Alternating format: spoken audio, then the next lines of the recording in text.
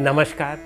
कौशल योग के आज की इस कड़ी में ईश्वर कृष्ण द्वारा रचित सांख्य कारिका के 35वें कारिका पर हम विचार करेंगे। इस कारिका में वे कहते हैं कि शांतः करणः बुद्धि सर्वम विषयम अवगाहते यस्मात् तस्मात् त्रिविधम करणम द्वारि द्वाराणि शेषाणि।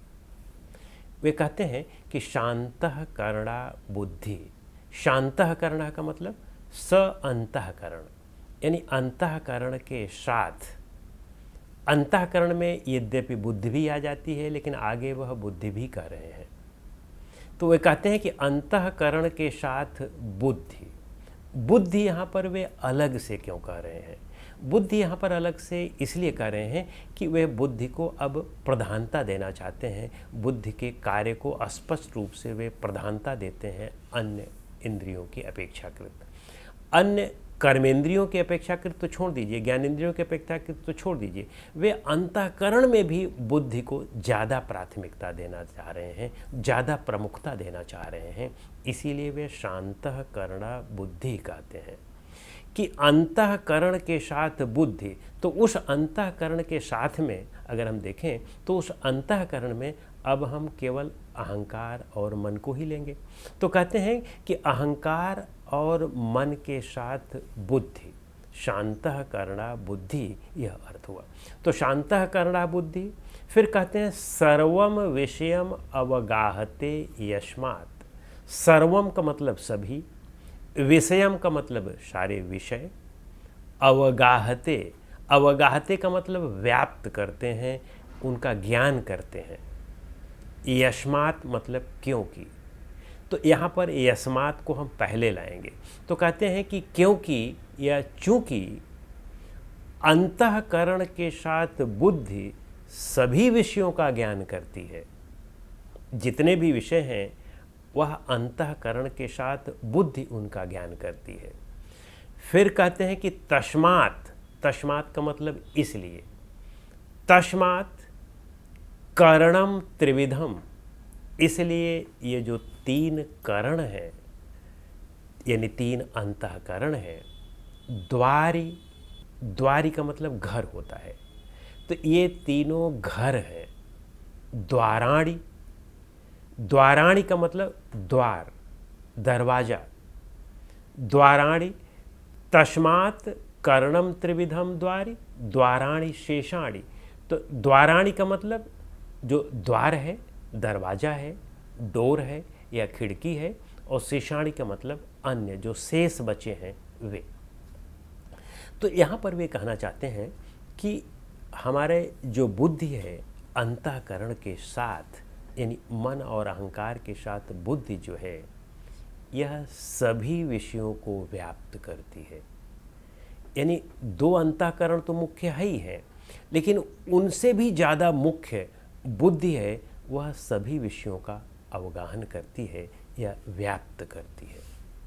फिर कहते हैं कि तस्मात्, इसलिए ये जो अंतःकरणम है त्रिविधम, ये तीनों अंतःकरण हैं, ये द्वारी है।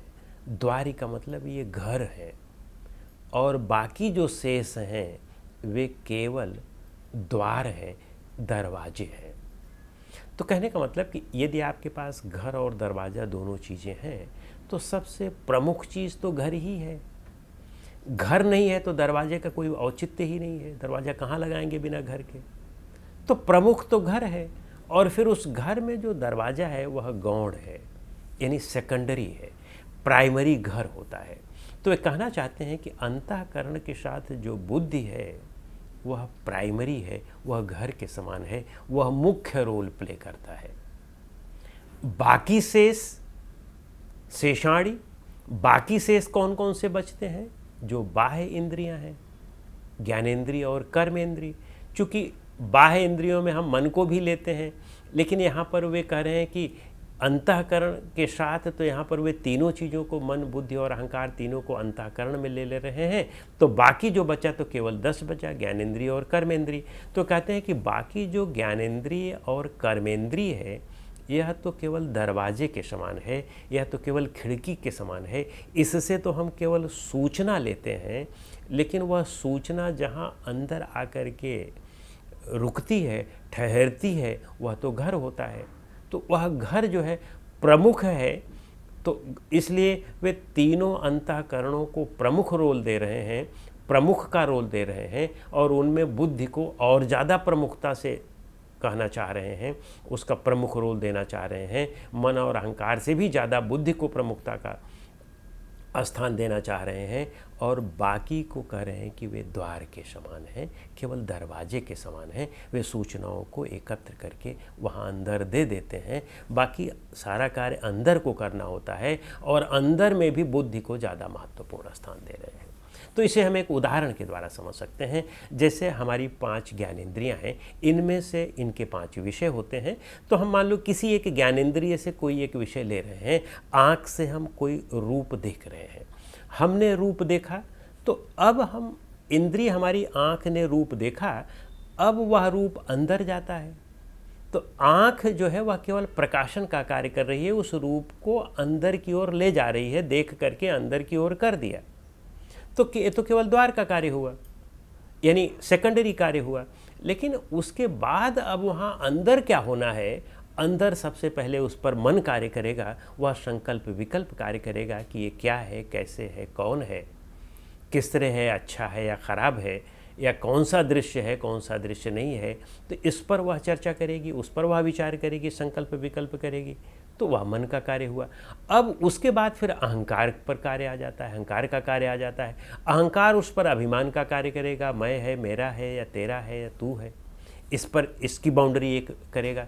फिर उसके बाद वह बुद्धि को देगा, और बुद्धि तब निर्णय लेगी कि अब उसको क्या निर्णय लेना है, उसको लेना है या नहीं लेना है, त्याग करना है या ग्रहण करना है, तब बुद्धि निर्णय करती है। तो वह सारा निर्णय का कार्य और अपना और पराये का कार्य या संकल्प विकल्प का कार्य या तो अंतःकरण करता है। तो अंतःकरण घर का कार्य है, घर के रूप में कार्य करता है, वही प्रमुख रोल प्ले करता है। तो उसके अंदर जब चीज़ें आ जाती हैं तब उसका कार्य शुरू होता है। लेकिन जो गौण कार्य है, जो सेकेंडरी कार्य है, वह हमारी ज्ञानेंद्रियां और कर्मेंद्रियां करती हैं। तो जब निर्णय ले लिया गया कि हाँ ये चीज़ ऐसा है, बुद्ध ने निर्णय ले लिया, फिर वह निर्णय देती है कि अब कर्मेंद्रियां उस हिसाब से अपना अपना कार्य करें। उसको ग्रहण करना है या त्याग करना है, कहीं जाना है, कहीं आना है, कुछ लेना है, कुछ देना है। यानी कर्मेंद्रियां जितना भी कार्य करती हैं वे बुद्धि का निर्णय प्राप्त करके ही करती हैं। तो इस तरह से जो हमारा क्रम है ज्ञान का वो यही है कि पहले ज्ञानेंद्रिय लेती है, फिर अंदर जाता है, फिर वहाँ मन, अहंकार और बुद्धि कार्य करते हैं, और फिर वे जिस तरह से कार्य करके अपना निर्णय देते हैं तो कर्मेंद्रियां उस तरह से उस कार्य को संपादित करती है। तो इस तरह से यह क्रम होता है। तो उस क्रम में जो पहला जो ज्ञानेंद्रियां ज्ञान को ले रही हैं, विषयों का स्पर्श कर रही हैं, सन्निकर्ष कर रही हैं, और साथ में कर्मेंद्रियां जो कार्य कर रही हैं, ये सब तो गौण हैं, क्योंकि ये बिना अंतःकरण के कार्य कर ही नहीं सकते थे। अगर अंतःकरण ना हो तो केवल आँखें केवल देखेंगी और उस पर कुछ स्मृति नहीं बनेगी, उस पर कुछ विचार नहीं होगा, कुछ चिंतन नहीं होगा। तो वह तो जैसे कैमरा होता है, कैमरा सामने आप रख दिया तो उसने देख लिया, लेकिन उसको ये नहीं पता चलेगा कैमरे को कि कौन है कौन नहीं है, क्या है क्या है, क्या है क्या नहीं है, इसका उसका ज्ञान नहीं होगा। वो तो जब मन, बुद्धि और अहंकार वहाँ कार्य करता है, सॉफ्टवेयर कार्य करता है, तब चीज़ों को पता चलता है कि क्या है, और फिर उसके हिसाब से वह अपने कर्मेंद्रियों को कार्य करने के लिए प्रेरित करता है, तब कर्मेंद्रियां उसको संपादित करती हैं।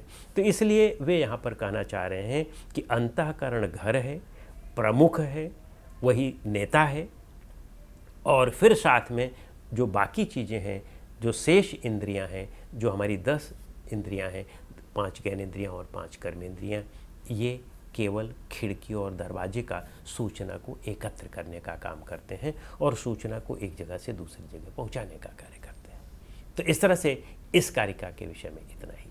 अगली कारिका के लिए हम लोग अगली कड़ी में मिलते हैं।